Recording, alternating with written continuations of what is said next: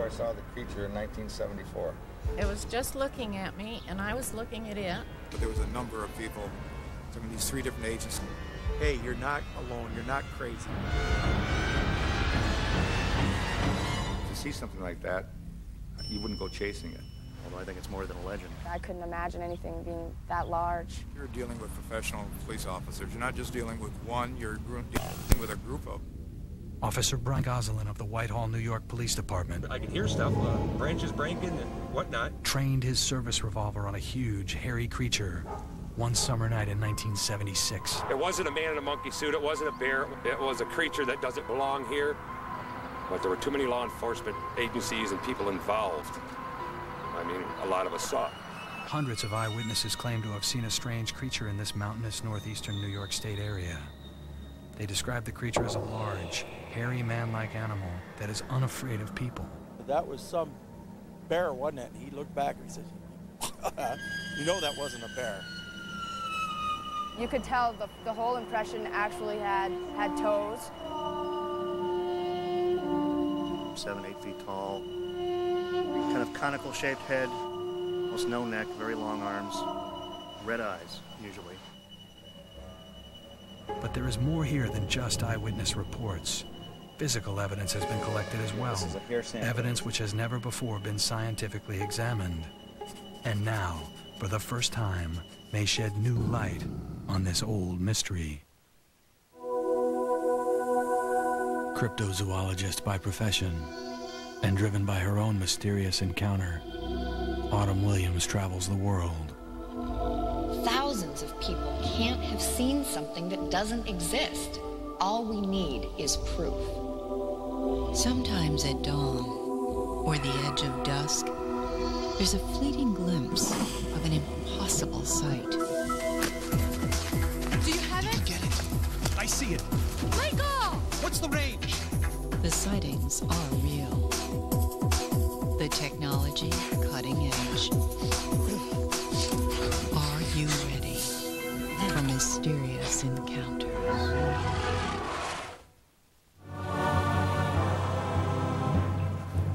You didn't see how scared I was.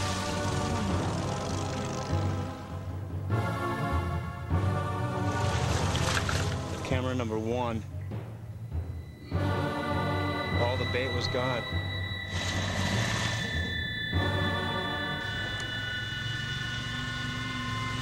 Based on eyewitness reports, these creatures seem unafraid of vehicles. Why it came towards me, I have no idea.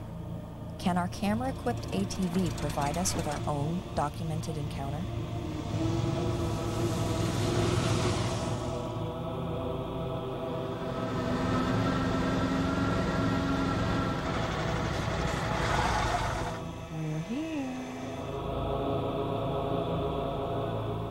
Autumn Williams is a nationally known cryptozoologist and field researcher, a specialist in the search for as yet undiscovered species.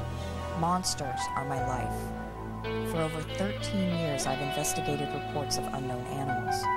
The Encounters team and I are on our way to Whitehall, New York, to discover the truth behind terrifying tales of huge, hairy, two-legged creatures living in the shadows on the edge of town. Whitehall is nestled in the forested foothills of the Adirondack Mountains in upstate New York, far away from the glare and noise of the big cities. The past is never forgotten in Whitehall. This sleepy village still dreams of glory days before the paint peeled from its grand Victorian homes. But monsters turned dreams to nightmares, and when the creature came to Whitehall, no one could sleep. There's definitely more to the story. Like I say, I was in shock, I think. It shook me up. Say, my body did more than shaking. One of the most compelling stories came in 1976, when police responded to a call of a large, unknown creature. Former Whitehall police officer Brian Gosselin's encounter is hard to ignore. So I understand that you have a pretty compelling story to tell us? His amazing story when mysterious encounter. I think the town was split. Some people were sort of laughing it off as some sort of a hoax, while other people were very serious. Think relax, man. Just keep on going. Whitehall is a small village 230 miles north of New York City. Many residents, including local police, tell of having seen a hairy, 6 to 8 foot tall, upright walking creature. Sightings in the Whitehall area began over 400 years ago. In 1603, French explorer Samuel de Champlain, discoverer and namesake of Lake Champlain, encountered similar stories of hairy giants. Like the explorer Champlain, public ridicule over the seemingly unbelievable claims is an all too familiar scenario. Up to this point, I didn't come forward about my sighting because of my employment positions. Members of my family, they thought too, and heard it, but and they denied it after. Concerned that other people would call me a liar. I think a lot of people are in denial about this. I know what I saw. I really believe in it. I know the Whitehall creature exists. I don't need anybody to prove it to me. In 1976, officers from 3 different police departments responded to a citizen's report of an unknown creature.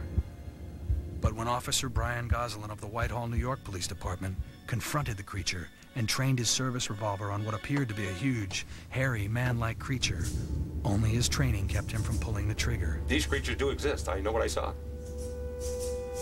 It had long hair on its arms that hung down. I didn't notice a nose. I didn't notice ears, not even a chin. It had a big neck like a football player. Hair on top of the head seemed shorter than the rest of the hair on the body. I would say more human than ape-like. You're not playing games. No, my brother Paul and a friend of his, Marty Paddock, come in from out in the country while I was on duty and stopped at me saying they had seen some kind of a weird creature out in the Ape Road. The way these guys are wound up and whatnot, I suggest somebody get in here and get out there. I'm off duty, so appreciate it. Somebody getting in here and getting out there ASAP. 10-4, we're heading out there. 09313. What is it, Tommy? You see it? Yeah, I don't know what it is. Oh, it's behind the bushes there. See it? There it is. You see it? Yeah. Pretty big in outline here from what I can see. Now it's going away from us, whatever. Yeah, what the hell is it? My God, it's big. I'm going to put a spotlight on it. See what I see? I have no clue. Between the lights of the vehicles and the spotlights they had, it was pretty well illuminated. And I got to see it bring its paws, hands, whatever you want to call them, up and cover its eyes like it was in pain, like it hurt. Turn to the left and proceed to leave. They all said it wasn't a bear, it wasn't a man, so on and so forth. Yeah, I can't see it now. It's down in that valley. Nobody's gonna believe this one. Well, I know I saw it. My whole life flashed before my eyes in the sense, should I kill it? I did consider shooting it, but then the repercussions, if it was a man in a monkey suit, I'd have killed an innocent person. Former Officer Goslin was not the only witness to the Creature of Whitehall. Officers from 2 other nearby police departments also claimed to have seen the creature. Yet the disbelief and ridicule still linger. If you don't want to believe me, that's up to you. God bless you. I don't hold it against you. They weren't there, I was. They can't tell me what I did and didn't see. The general consensus of disbelief in an unknown animal roaming the woods of Whitehall does not deter my investigation. I can't imagine why the story was swept under the rug, but I intend to find out. Goslin's testimony is compelling, but even more important, in 1983 another local sighting produced hard physical evidence at the scene. Yeah, this is a hair sample that was collected from the Rutland site. Local investigator Paul Bartholomew has kept the unexamined evidence, which may support eyewitness testimony of a creature in Whitehall. Right off the bat, it kind of looks like nylon, like it might be a synthetic fiber. There were tracks found in the logging, on a gravel road right next to the site. There were some castings made about 30 miles from here. So if you'd like to take a look at those. Yeah, let's see those. Very good. These are the castings from the 30 miles from Whitehall. This is from the September 20th, 1985 sighting. 3 castings were made of 6 impressions in a gravel road. I want to get the DNA kit Sure, and absolutely. see if we can extract that hair out of there and send that off. That's interesting.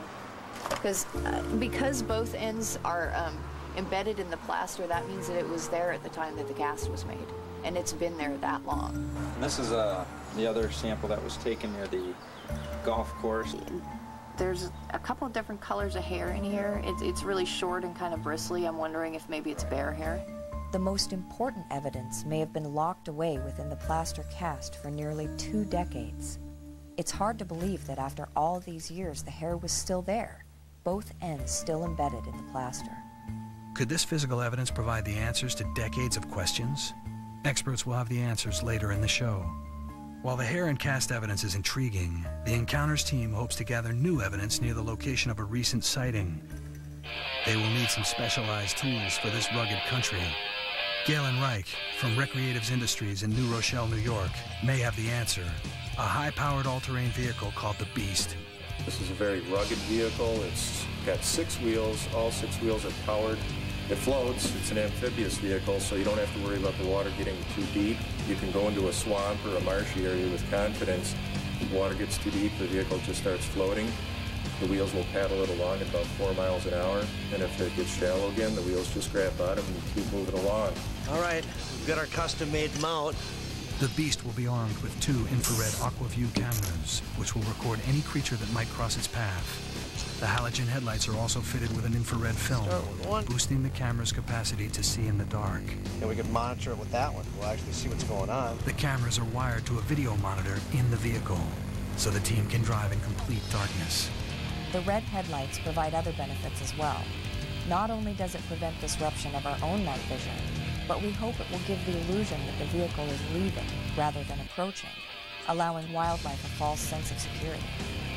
And the Beast will make it a lot easier to deploy the motion-activated cameras in these dangerous swamps. Put the other trap right over by the bait.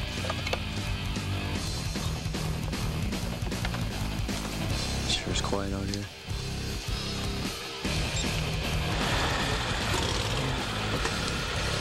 The equipment is in place, and the team is ready.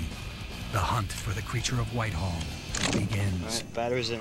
Hunter's team is near Whitehall, New York, a mountainous area located about 230 miles north of New York City. They are looking for a creature countless eyewitnesses describe as large, hairy, and man-like. Decades-old hair and footprint evidence has been collected and will be sent to experts for examination. But the Encounters team is looking for more evidence and has set a high-tech trap in the hopes of collecting proof of their own. Great shot. Brian Goslin is our most compelling witness. It's very remote out there. Hopefully, his previous experience will lead us into the path of the creature. That is, if this rain ever lets up.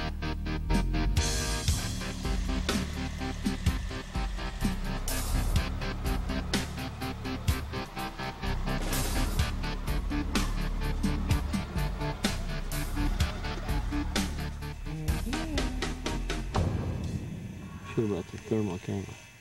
I know. Thermal camera would be great. I thought, no, Brian, tomorrow night, if it's not raining, we ought to try this again. We could come out and bring the Beast out here again with these game collars and bring the thermal camera next time.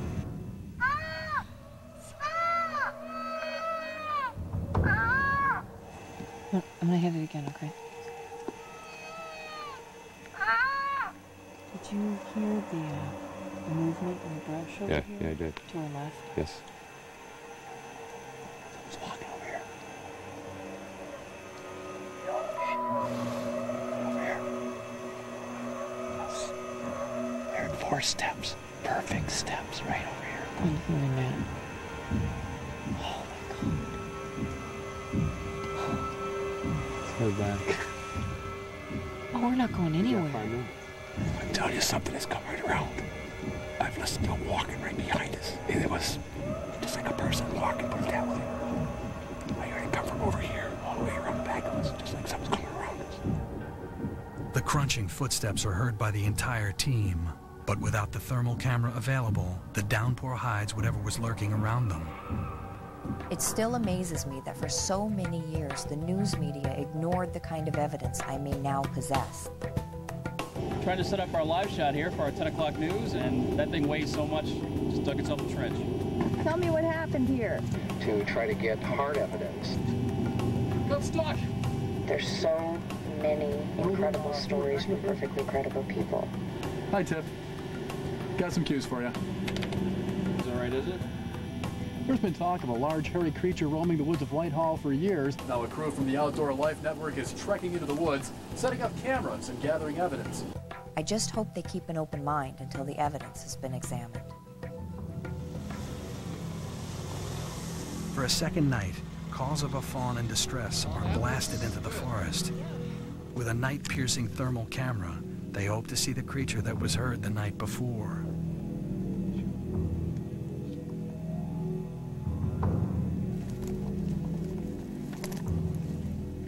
We're gonna do a circular. We'll scare it toward down, and hopefully tears them guys in two pieces and not us. Already so.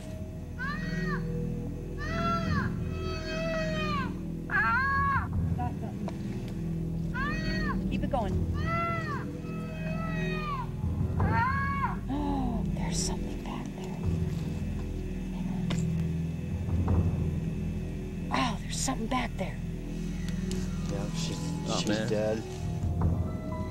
I don't have any idea what that thing was. It's gone now.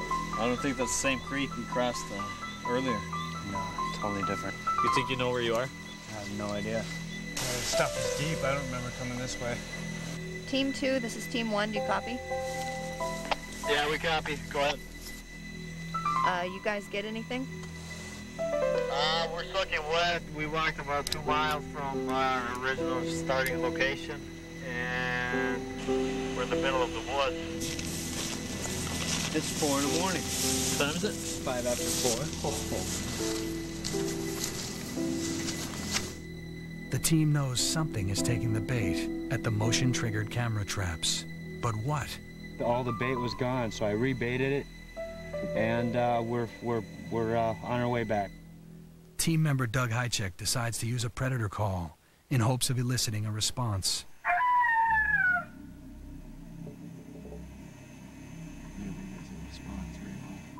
Every time you turn that on, it does something.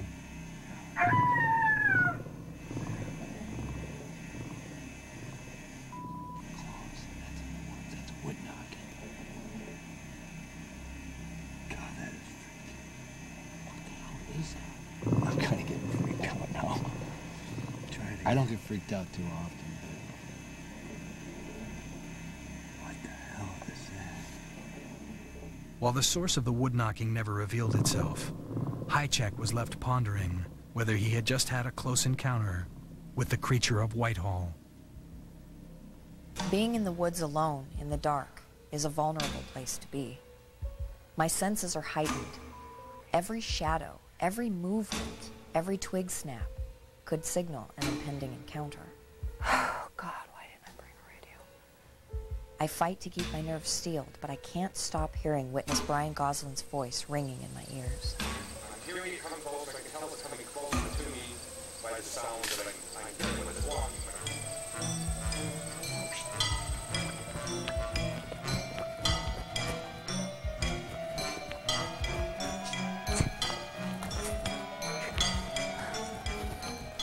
Did you guys hear me screaming? I We heard a bunch of coyotes. Yeah, I heard those too, but Those coyotes were close. I know, it scared me. But whatever this was, I mean, it was breaking huge branches. It was paralleling me. Can you help me get this thing off, please? Oh. Feel a little better, does it? For the past 5 days, the Encounters team has attempted to collect evidence to either support or refute the existence of a strange beast reported around the Whitehall, New York area. Reported by countless witnesses from as early as the 1600s, it is described as a large, hairy, man-like creature that is unafraid of humans. Autumn Williams and the Mysterious Encounters team set up hidden motion-activated cameras and recorded hundreds of hours of tape. Unfortunately, the cameras did not capture any images of the Whitehall creature. The most compelling evidence was a footprint cast in 1983 by local investigator Paul Bartholomew. The plaster contained a huge surprise, an embedded hair. For the first time, the cast and hair sample are examined by scientists. Dr. Henner Fehrenbach is a retired scientist from the Oregon Primate Research Institute. Fehrenbach's job is to see if the hair sample supplied actually belonged to a known primate or some other animal. The many short hairs collected at Whitehall have a substantial cellular medulla. They're unpigmented near the base and tapered to a much more pigmented tip. This combination of characteristics indicates that it's probably carnivore hair and possibly belonging to some cat. A short fragment was pulled from the Whitehall footprint cast. Without a root and without knowing its length and appearance over the full length of a hair, it's virtually impossible to assign it to any known species. The plaster casts were sent to fingerprint expert Jimmy Chilcutt. Chilcutt has fingerprinted every known non-human primate and should be able to tell us if the dermal ridges or fingerprints are real and what animal made them. The ridges on this cast are human. The texture and the ridge flow pattern are consistent with that of a human foot. We're still puzzled by the sound encounters we had. The credible witnesses we met, not to mention the walking and knocking sounds in the middle of the night, were chilling. It's these mysterious encounters that drive myself and the team to continue our investigations in yet another location. Perhaps the answer to this mystery lies just around the next corner and down the highway.